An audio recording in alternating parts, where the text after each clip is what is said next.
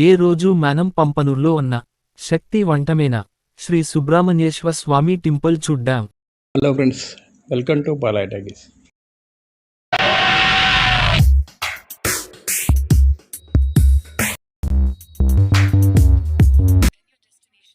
ఈ స్థలంలో గల సుబ్రహ్మణ్య స్వామి చాలా విశిష్టత ఉంది. మహిమాన్వితుడు. స్వామి ప్రతిమలో ఎన్నో రహస్యాలు దాగి ఉన్నాయి.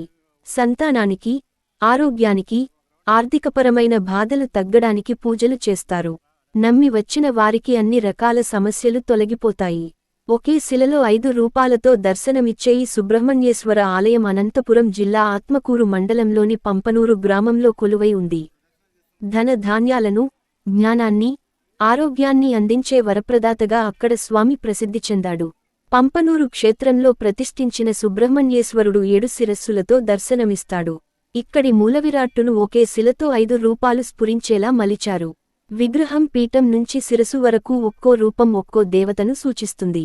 ఇందులో పీఠం భాగంలో శ్రీచక్రం పార్వతీదేవికి, ఆపై భాగంలో చుట్టలు చుట్టేసినట్లుగా కనిపించే సర్పం నాగేంద్రుడికి, సర్పరూపంలోని చివరి భాగం వక్రతుండుడి ఆకారంలో, మూలవిరాట్టు మధ్యభాగం శివలింగంగా దర్శనమిస్తుంది. సర్పం శిరస్సు భాగం 7 తలలతో పడగవిప్పిన నాగేంద్రుడిగా దర్శనమిస్తాడు. ఈ రూపమే సుబ్రహ్మణ్యేశ్వరుడిగా పూజలందుకుంటోంది. మూలవిరాట్టుకు ఇరువైపులా నెమలి పించాలతో కూడిన చక్రాలు ఉన్నాయి.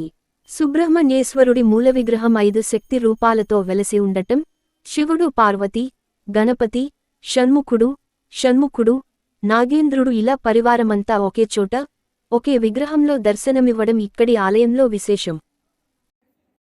ఏకశిల ఏక పడగసప్త శిరస్సాసన శ్రీచక్ర మయూర గణపతి శివ సుబ్రహ్మణ్యేశ్వర నమః అనే శ్లోకంతో ఆ క్షేత్రంలో పూజలు ప్రారంభమవుతాయి. ఈ ఆలయ ప్రాంగణంలోనే మంజునాథ, పార్వతీదేవి విగ్రహాలు దర్శనమిస్తాయి. సుమారు 500 సంవత్సరాల కిందట శ్రీకృష్ణదేవరాయల కాలంలో శ్రీవ్యాసరాయలు సర్ప స్వరూపంలో ఉన్న సుబ్రహ్మణ్యేశ్వర స్వామిని ప్రతిష్ఠించి దేవాలయాన్ని నిర్మించాడు.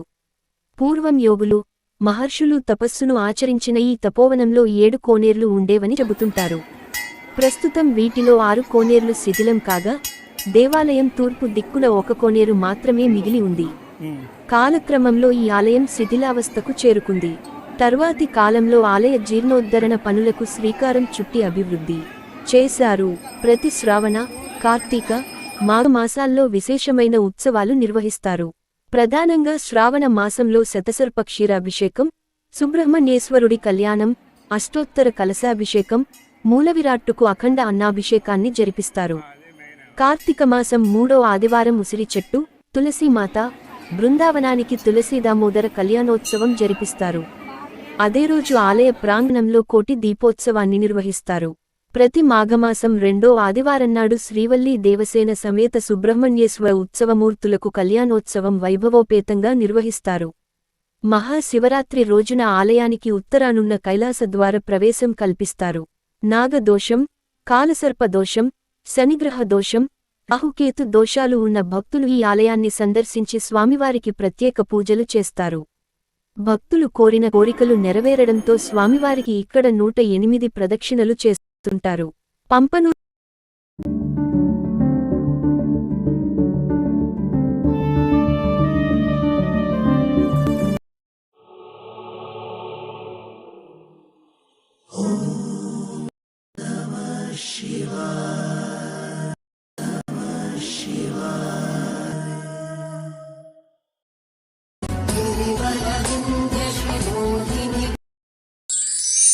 పంపనూరులో కొలువైన సుబ్రహ్మణ్యేశ్వర ఆలయాన్ని రోడ్డు మార్గం ద్వారా చేరుకోవచ్చు.